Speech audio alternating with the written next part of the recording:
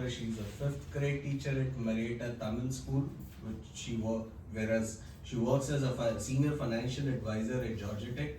She's one among the researchers who participated in Thirukural World Record Conference held in Chicago last month. Humble greetings to each and every one of you. I'd like to thank the Indian Consulate General, Mr. Ramesh Babu Narayanan, and the Vice Consulate General and the staff, and our Marietta Tamil School Principal, Mr. Balakrishnan, for giving me the opportunity to speak about Sidhdhar Agathiyar. Let me start with the story. So there is a bus stop. There are some people waiting for the bus. And on that bus stop, there is a motorbike store.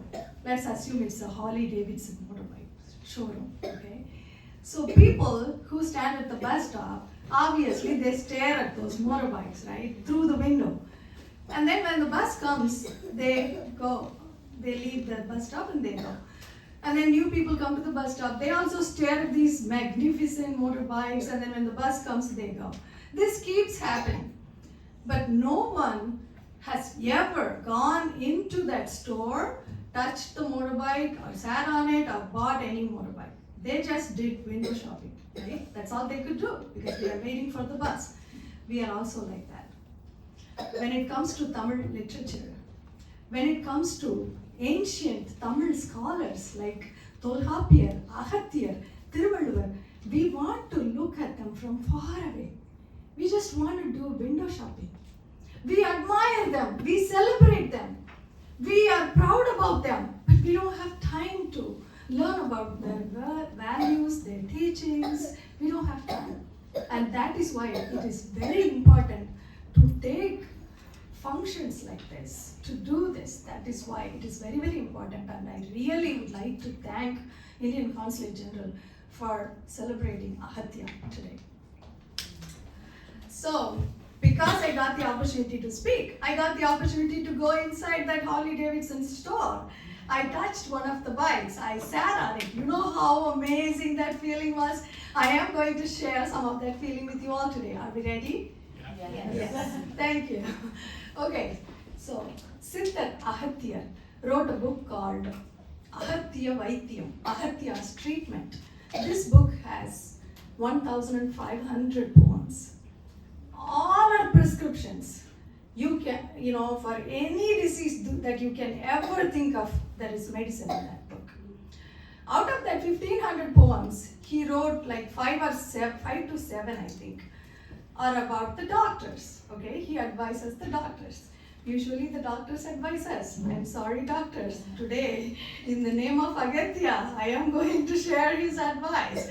He says, before treating the patient, the doctor should look at the patient deeply, examine the patient, measure the pain level of the patient, diagnose the disease, and then start the treatment.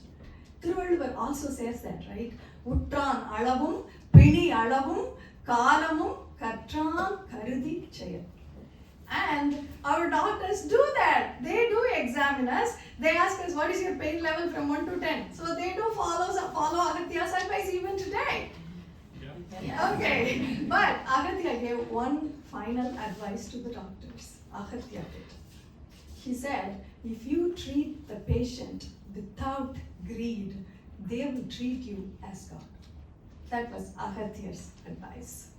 So Agathiyar once wrote a book, he was going to write about a book on wisdom. He wrote 600,000 poems.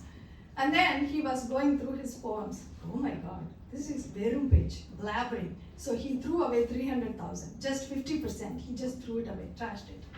After 300,000, he again, examined his work. And then he said, no, these are all too much. So he threw away 299,000 of it and then left with only 1,000 poems.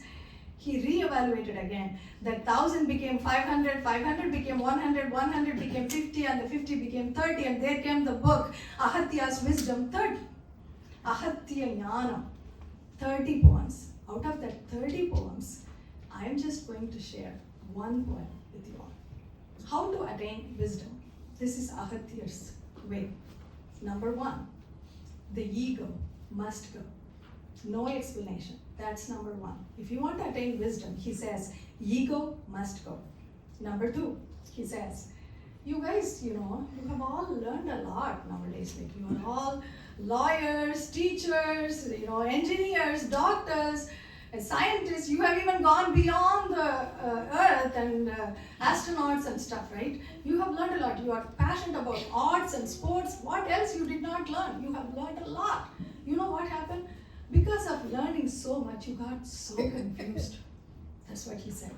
You got so confused, and using your confusing mind, some people in this world, they want to use your confused mind, and they're like, come, let me show you how to attain God. Do this to go to God. Do that, go there, read this, whatever, to attain God. But Agathiyar says, do not ever listen to anyone. Think with your own brain. Like Thiruvalluvar says, எப்பொருள் யார் யார்வாய் கேட்பினும் அப்பொருள் மெய்ப்பொருள் காண்பது அறிவு. You have to think with your own brain and analyze. That's what Agathiyar says. That is number two. The third rule, once you analyze it, he says, you will find Shiva. Shiva is not any god outside. Shiva is your soul. Jivane Sivan. Look within yourself. Look inside yourself and find the Shakti, find the Shiva within you. That is the way to attain wisdom. Agathiyar says, 3 rules. No ego, think and analyze, and find the Shiva within you. When you attain wisdom, what happens? Like she said, the mind becomes pure. When the mind becomes pure, you don't need to recite any mantra.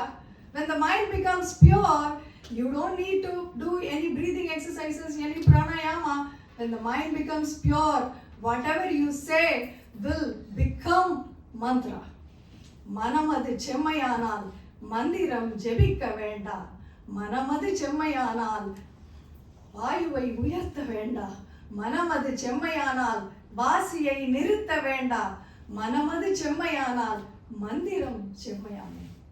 That is Agathiyar, ladies and gentlemen. Thank you for the opportunity.